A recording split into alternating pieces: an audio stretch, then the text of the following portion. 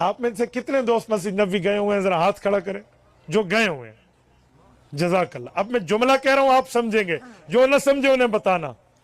जब बंदा बाबे बिलाल पे पहुंचता है, बाबे बिलाल तो आपने देखा होगा गेट नंबर 40, यानी बाबे जिब्राइल के साथ जो मस्जिद नबी की नई तौसीए से बाबे बिलाल कहते हैं। बाबे बिलाल पे आप आए ना, बाबे बिलाल से 4 सतून क्रॉस करे, 5वें से लेकर 7वें सतून तक जो मस्जिद नबी है, ये वो जगह है जो हजरत मौलाना हुसैन अहमद मदनी रहमतुल्लाह अलैह का घर था, फिर हजरत शेख जकरिया को मिला, आज इन्हीं का घर मस्जिद नबी का हिस्सा बन चुका। ये हजरत मदनी रहमतुल्लाह अलैह जहां दर्श देते थे, जहां रिहायश फरमाते थे, और इधर हजरत शेख जकरिया रहमतुल्लाह अलैह रहते थे। और अल्लाह ने उलमाए देवबंद से क्या खिदमत सर अंजाम दिया यार। मैं एक बात मजीद कहता हूं, ये जब मस्जिद नबी की तोसी हो रही थी, उस वक्त शाह फहद ये मदीना तैयबा के गवर्नर थे, उस वक्त ये खादिम उल हरमैन नहीं थे।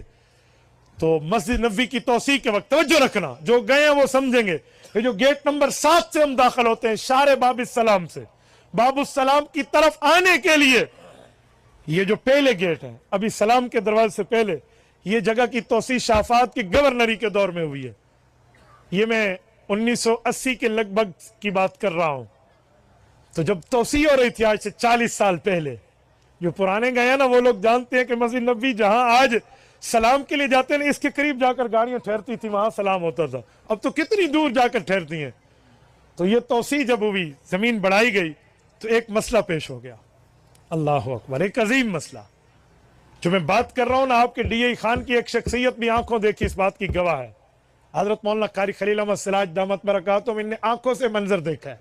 आप उनसे पूछ लेना, मैं तो पढ़कर बात कर रहा हूं, आप इनसे सुन लेना। जब मस्जिद नबी की इस जगह की तोसी की बारी आई तो एक अजीब मसला पेश हुआ। वो क्या कि यहाँ हजरत अब्दुल्ला की कब्र है, हुजूर पाक के अब्बा जान रजी अल्लाह अन्हु, हजरत अब्दुल्ला की कब्र। क्योंकि हजरत अब्दुल्ला मक्की है, लेकिन ससुराल आए हुए थे, हजरत अम्मा आमना मदनी है ना, तो इधर इनकी वफात हुई, यहाँ कब्र बनी। हुजूर पाक के दौर में से कहते थे उतैमा बनी नज्जार, तबकात इब्न साद जिल्द अव्वल सफर 60 में इमाम इब्न साद अल मुतवफ़्फ़ा 230 हिजरी ने ये रिवायत इब्न अब्बास के वास्ते से लिखी है। उतैमा बनी नज्जार, यहाँ अल्लाह के रसूल के वालिद मोहतरम की कब्र है। और अम्मा आमिना रजी अल्लाह अन्हा अल्लाह के नबी को लेकर आई थी ना 6 साल की उम्र में अपने ननिहाल, तो अपने अब्बू की कब्र पे भी लाई थी, जिसकी वापसी पे अबवा में अम्मा आमना का इंतकाल हुआ। इस जगह जब कब्र आई तो अब कब्र मुबारक की कब्र कुशाई का फैसला हुआ कि हजरत अब्दुल्ला की कब्र को जन्नतुल बकी मुंतकिल किया जाए। तो जब कब्र मुबारक की कब्र कुशाई खोलने का वक्त आया ना, कौन खोले, किसकी हिम्मत, कौन आगे बढ़े? हजरत मौलाना आशिक इलाही, ये जो मैं दारुल देवबंद के इस बंदे की बात कर रहा हूँ, जिन्हें इनामुल बारी में अशार जमा किए हैं, इनके फैसले और मशवरे के मुताबिक कहा हुजूर पाक के वालिद की कब्र को हाथ आम मजदूर नहीं लगाएगा, पहली कुदाल वो मारेगा जो उन्हीं के इलाके का है, जो हुजूर पाक सल्लल्लाहु अलैहि वसल्लम के रोजे की सफाई करते हुए आ रहे हैं। जो हुजूर की रोजे की सफाई वाले हजरात बैठे हैं ना, अफ्रीकन हजरत बिलाल के इलाके वाले, वो नस्ल दर नस्ल जो आ रहे हैं, वही बंदा आएगा खादिम रोजा, और वो हुजूर पाक के वालिद की कब्र को खोदना शुरू करेगा। वही हुआ। और 1400 साल गुजरने के बाद भी हुजूर पाक के वालिद मोहतरम की कब्र बिल्कुल सही सलामत और जिस्म सलामत था। 18 साल की उम्र में हजरत अब्दुल्ला का इंतकाल है। कहते हैं बाल जो थे ये पूरे लुम्मा जुम्मा और वफरा की हद तक थे, सबसे कानों से बड़े हुए और कंधों से ऊपर इतने इतने बाल थे, बाल तक खराब नहीं हुए। और जिस्म अक़दस को उठाया गया।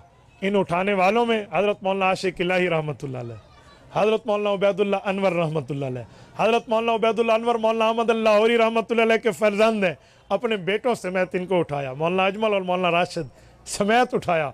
इस पे हजरत शेख ज़करिया रहमतुल्लाह अलैह की शमूलियत, मौलाना आशिक इलाही बरनी की है। और सबसे पहले हाथ उठाने वाला वही रोज़े का खादिम है। ये उठाकर जन्नतुल बकी ले गए हैं। कारी साहब कहते हैं मैंने अपनी आंखों से मंजर देखा है, मैं वहीं था, किताबों में अवला था। ये बंदा है नहीं शायद इस बात का। ये भी अल्लाह पाक ने उलमाए देवबंद के हाथों ये तमाम काम कराए हैं। हदीस की खिदमत भी की है, सीरत की खिदमत भी की है, रसूलुल्लाह की ज़ात अक़दस के मामलात भी आगे बढ़ाए हैं।